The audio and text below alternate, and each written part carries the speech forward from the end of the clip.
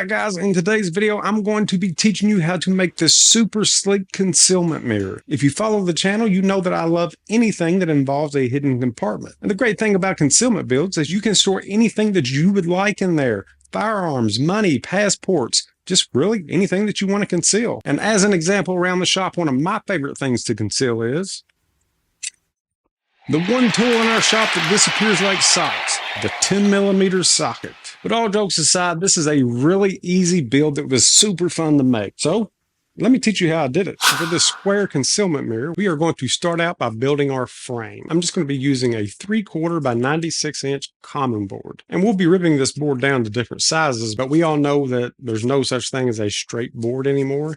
So to help take care of any type of twist or bow or anything like that I may have in this material, I'm going to go ahead and cut this down to 4 equal parts. That way it's more manageable and it'll help reduce any of those imperfections. Set over to the monitor. So as always in this video, I'll be teaching you step by step on how to make this entire build. But if you're a plans in the hand type of person, head over to my Etsy shop. I'll throw a link in the description. So with the miter saw, I'm cutting my board down to 4 boards that are a little bit less than 24 inches. And even with this, that's going to be longer lengths than we're actually going to need. But I decided to leave a little extra length on each one just in case I mess up and have to recut something later.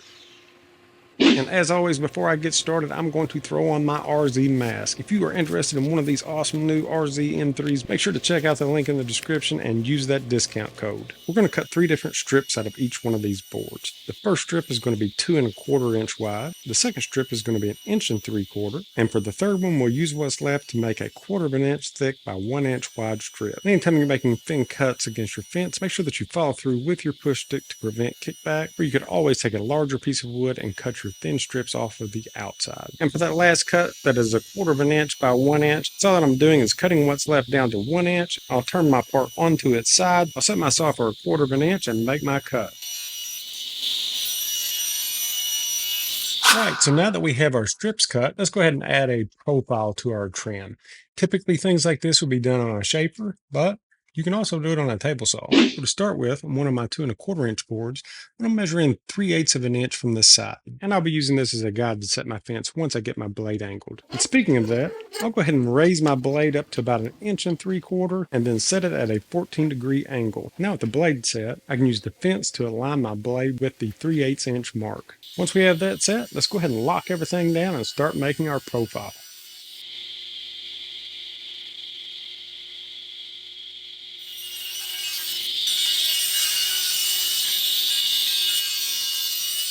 Okay, so now that we have the angles on all of our boards, we're going to reset our saw and put a rabbet notch on the back of each one of these, kind of like a picture frame. So with our blade back to 90 degrees, let's go ahead and set our height to 1.5 inches. Then we'll set our fence 5/16 of an inch away from the outside edge of our tooth. So now with the blade set up the way that we want it, we want to run our board through with the angle side up and out.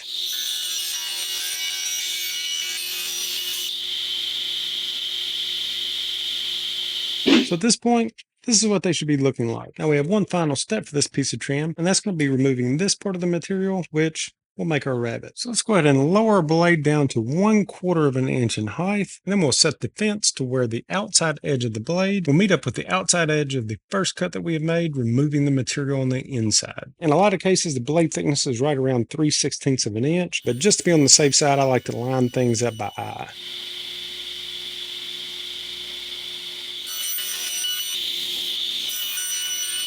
And now this is starting to look like a custom piece of trim molding. There's no telling what you would pay for something like this if you bought it from the store pre-molded. Personally, I can't justify paying $3 or $4 a foot for something like this. And if you think that this is looking good, wait until we get to our next step. And one more thing that I need to mention that I'm super pumped about is that we have started a brand new channel, Pale Horse Outdoors. And one of the first videos that I've posted to this channel is how to customize your Kaizen foam. So if you're interested in that, if you need to know how to customize your foam, make sure to head over to Pale Horse Outdoors and check that out. So Pale Horse Outdoors has been a brainchild of mine for years. I've always wanted to start a channel that had to do with woodworking for the outdoors and the outdoors in general. So hunting, fishing, concealment builds, really anything that has to do with the outdoors that I would not necessarily put on this channel. Let's say if I wanted to turn down a duck call on the lathe. Well, there are a lot of subscribers to this channel that simply wouldn't watch it. So That's what Pale Horse Outdoors is for. So if that sounds like something that you would be interested in, I'll make sure to throw the link in the description, but it is a new channel. So make sure to subscribe so that you do not miss any new content as we post it. Let's get back to the video. All right, so at this point, our 2¼ inch material should now look like this. Then we should have 4 of these 3/4 by 1.75 inch boards, and also 4 of these little 1/4 inch strips. And now for the fun part. We're going to be putting them all together to make one piece of trim. And by the time we get done, it's going to look something similar to this. That's a pretty cool profile. Almost got to get together. So we'll start off using our 1¾ inch board. We'll lay that flat. Then we'll be attaching this 3/4 inch lip from our angle board to the top of that. For this step, I'll be using wood glue and brad nails. If you're planning on leaving this natural wood and staining the project, keep that in mind whenever you are applying your wood glue. Any squeeze out will need to be completely removed and sanded because wood glue does not accept stain.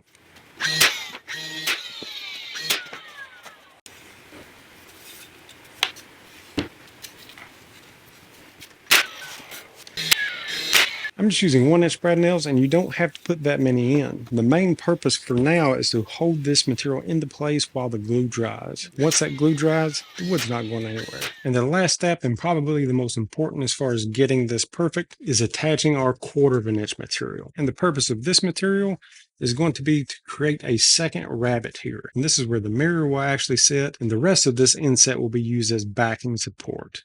Let me show you what I mean. So for this step, I'm going to be doing it upside down to make sure that I get a 1/2 inch inset all the way down the board. And if this part is not identical on all the boards, then it will not match up whenever you cut your 45s and assemble the frame. I like to get my first nail in, and by the way, I'm using 1/2 inch nails now, and then measure down the board as I go, making sure that my spacing remains the same.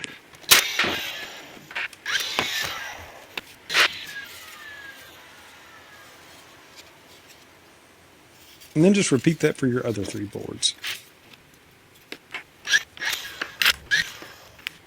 So with our molding made and the glue dried, let's go ahead and put some angles on this and make our frames. All right, so the one thing that we're going to have to watch for is our nail placement. I tried to put the nail placement just inside of the outside edge. That way, whenever I'm cutting my 45-degree angles, I won't hit a nail. So I'm going to start off by setting the saw to 45 degrees. Then I'm going to place the flat side of the molding against the fence. These parts are a little long, but still for my first cut, just to make sure that I have enough, I'm going to get it as close to the edge as I can.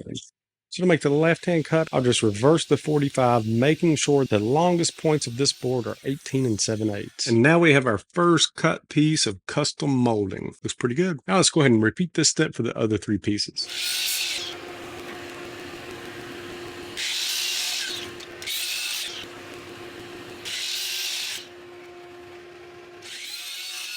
With all of our parts cut, we just need to glue these up and nail them together. To help with holding these corners up while I do that, just cut some 2-inch blocks out of scrap wood.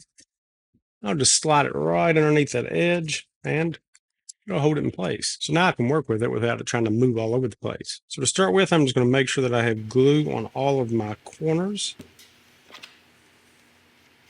Once I have that, I'm just going to set this up on my block just to help me to keep it square. I'm going to line up this 1-inch top trim. Now, as far as installing the nails, I'm just going to be putting it through this thicker material. I'm afraid that if I tried to install the nails on the top of this molding at an angle, that the nail would just bust through, and we don't want blowout at this point.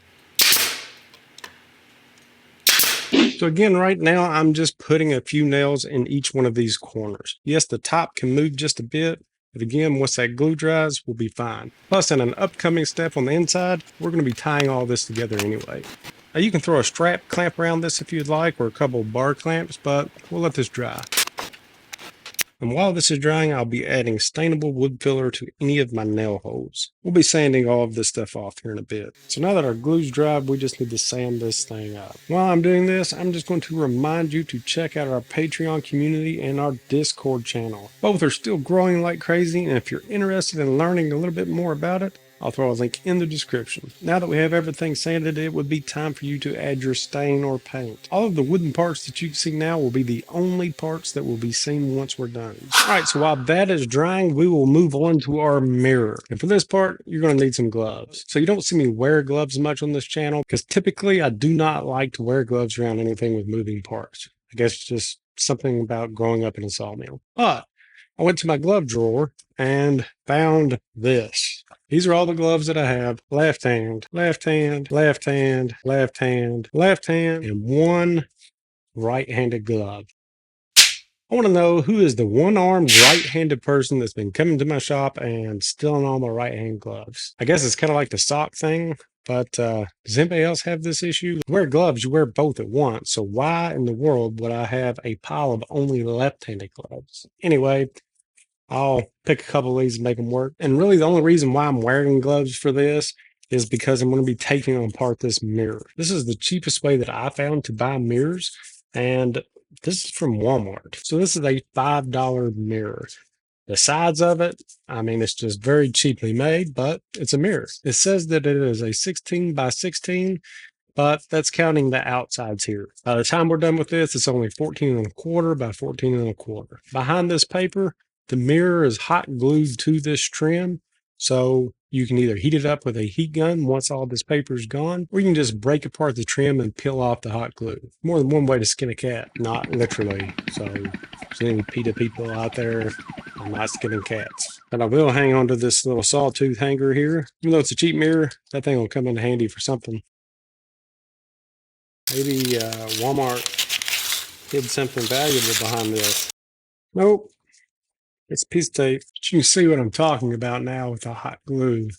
See how it's just a little bead there and bead here, bead there. Now again, this is glass. It will cut you if it breaks. So be very careful with it. Okay, so I don't have the patience to peel off all that glue. If you decide to use this method, try not to. Try to just take the glue off, be patient. But you can grab a hold of the very outside of this trim and pull it back. This trim is just molded foam. Just make sure whatever you do not get a hold of the mirror with these things. That's it. And then I just grabbed these two outside pieces, pulled out. There we go. Except for this one little piece to get off. So instead of going to a glass shop or wherever you go to get glass cut, guarantee you they're not going to cut this for you for $5. So anyway, now we have our insert.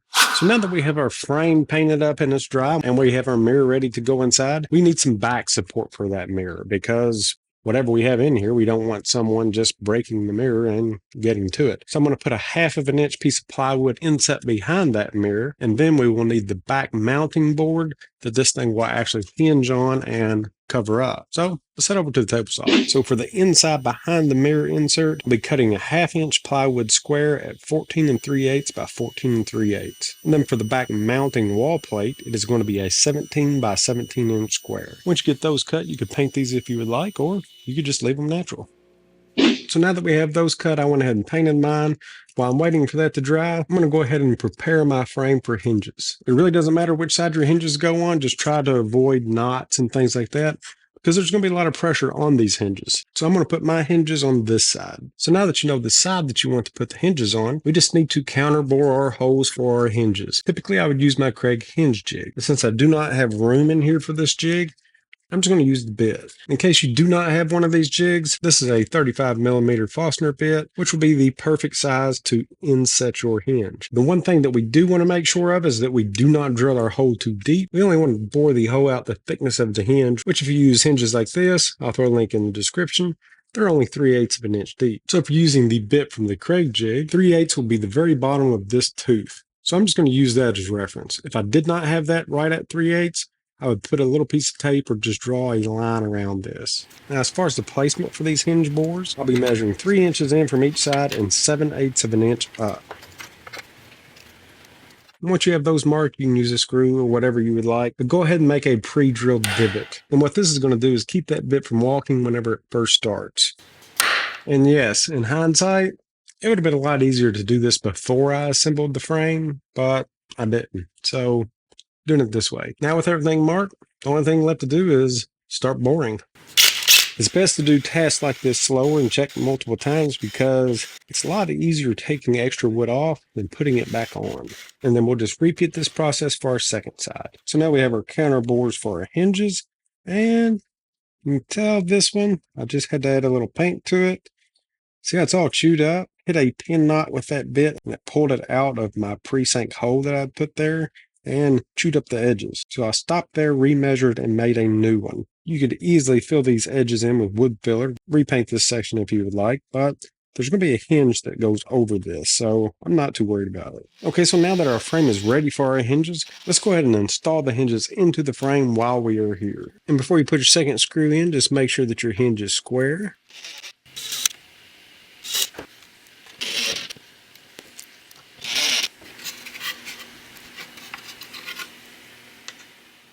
All right, so I'm just going to fold my hinges up, just get them out of the way for right now. It's time to install our mirror. Keep in mind this is glass, so it's sharp. Be careful with it, wear gloves, but just carefully drop it right in, and it should fit just like that. To protect the mirror and whatever you're storing inside, and also to help create support for this mirror, that's where this 1/2-inch insert comes in. So you just slide it right on top. And if you notice, we have about 1/8 of an inch lip going all the way around this thing. That's fine. Now we just need to get this secured into place and attached to our frame. And to do this, I'm going to be using these 2-inch flat corner braces. You can pick these up for pretty cheap at any hardware store, but again, I'll throw links to everything that I'm using here in the description. So what we'll be doing with these is installing them into the corners. We'll need 2 of the screw holes on the back plate and 2 of the screw holes over our frame. Sort of looks something like that. Now there's a couple of ways that you can install these. You can install them as is, and you would have just a bit of a gap underneath of these outside wings. Or you could take a scrap strip of 1/8-inch plywood and glue that down to provide support for your wings. Since I already have some strips of these from other projects, I'm going to go ahead and throw those in. Really, we're only using this as a spacer, so we can just use some CA glue to attach these, because once we install our brace, the screw will go through this spacer and attach it to our frame. Speaking of screws, the screws that actually came with this brace, they're 5/8 inch long. I'm not going to be able to use this because I'm using 1/2-inch plywood, and we know 1/2-inch plywood's not 1/2 inch. So just to be on the safe side and to make sure that we do not have a screw go through our backboard and hit our mirror, which would crack it, we're going to be using 1/2-inch screws. I just picked up this little bag of number 6 1/2-inch screws from the hardware store. They're only like $1 a bag, and we'll be using them again here shortly. Then I'm just going to pre-drill at the depth of my screw and install all of my brackets. So now that we have all 4 corners of those installed, let's go ahead and attach this to our backboard. So to attach these hinges to our backboard, first I'm going to start off making sure that my backboard is centered, because it is a bit smaller than the opening. Then we want to start with about 1/8 of an inch gap between the two. I'm just going to use a piece of this same scrap to create that gap. And you fold our hinges down, and this is where we'll start. And these hinges are adjustable, so we'll go ahead and install these as is and then fine tune them in a bit. This particular hinge set came with 5/8 inch screws.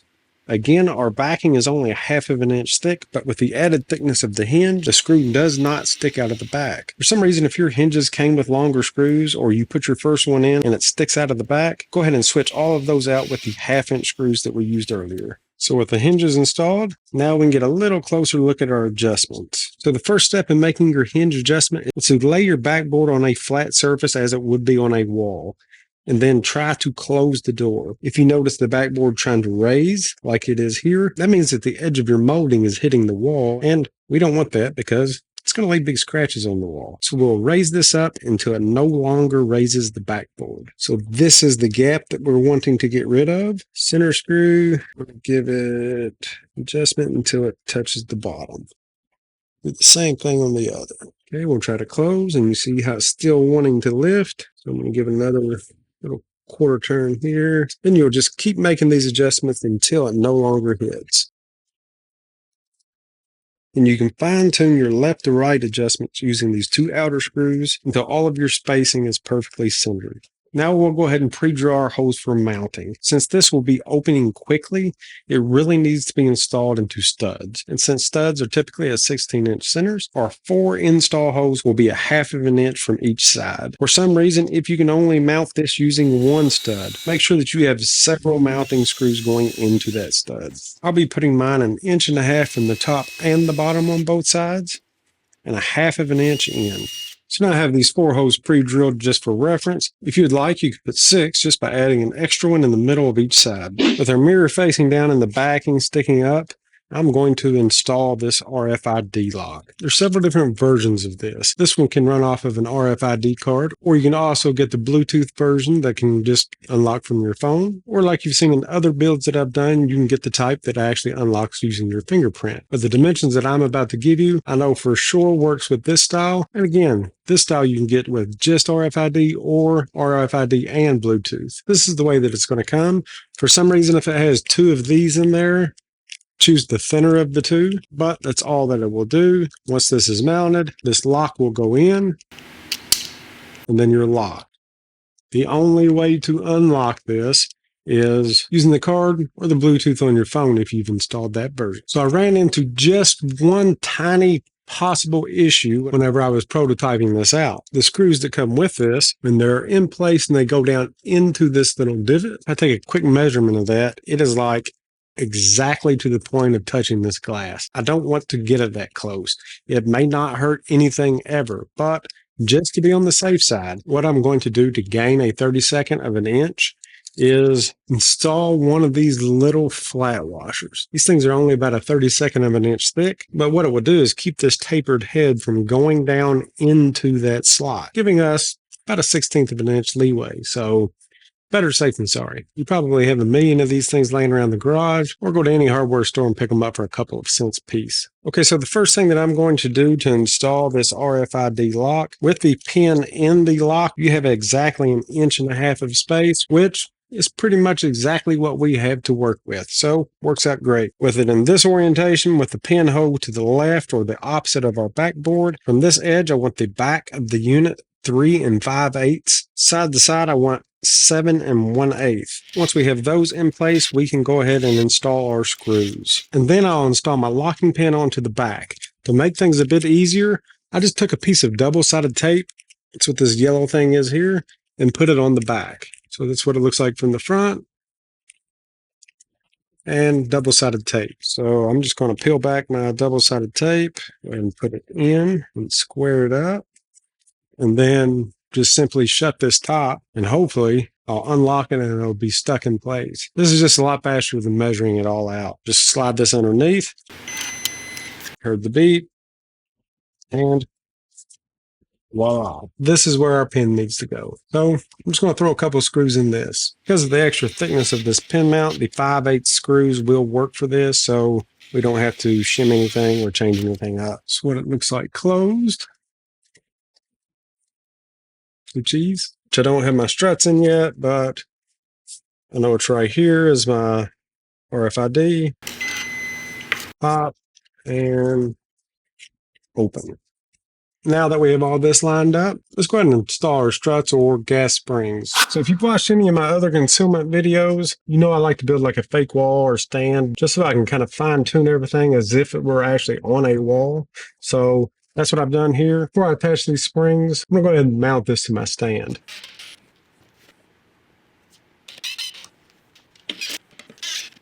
Okay, so with it on its stand, I can check the back for square. I can make sure that it's going to open smoothly. Everything is looking great. So now let's put these springs on. Okay, so for this build, I'm going to be using 2 gas struts for this. These are 60N struts, and they're going to come in a kit kind of like this. You have a couple of these rotating pieces here, and you'll have a couple of these round stationary pieces.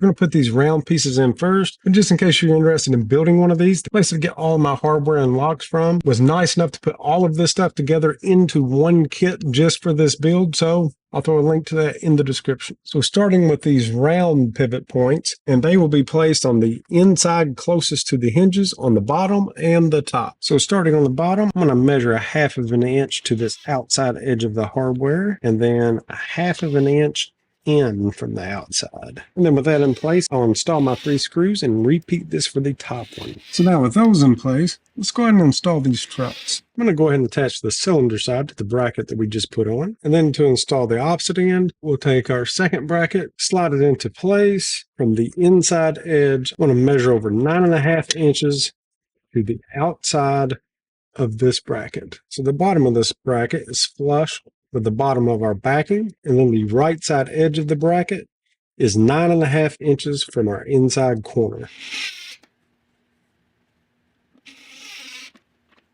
And then once we have that one installed, we'll just repeat this for the top. All right. So with all of your parts in place and everything working as it should, now you can fine tune everything. So if you have a little bit of an overhang or a little bit of slop somewhere, you can just adjust a couple of things and take that out. But we're pretty much done. The only thing left to do would be to decide how you would like to design your inside. So you could use the customizable foam like I like to do. If you're going to use that, there's a couple of different ways that you can attach it. You could attach it using some spray adhesive, or you could actually attach it using some screws with some larger washers on it. Another option would be like this if you're storing something metal, and you could integrate this into your foam. The foam that I like to use and that will come with this kit is a customizable foam. And you can see where I've just taken the foam, I've notched out where the locking mechanism goes. That's so whenever I close this, I know where my foam will go on my backdrop and not have to worry about this little box interfering with anything. So there's just going to be one last thing that I'm going to do to this, and that's going to be to install this emergency power outlet just in case all of your batteries go dead inside of your box. Now these RFID locks, they actually give you warning beeps when you're like 50 openings away from running out of battery, so don't ignore those beeps. But let's say that you do, battery goes bad, whatever. If you install one of these, and I'm just going to put it in the bottom, and one of these will also be in the kit, you can just hook up your standard power supply and actually open the box. Okay, so for this power supply, I know I kept pointing to the bottom earlier,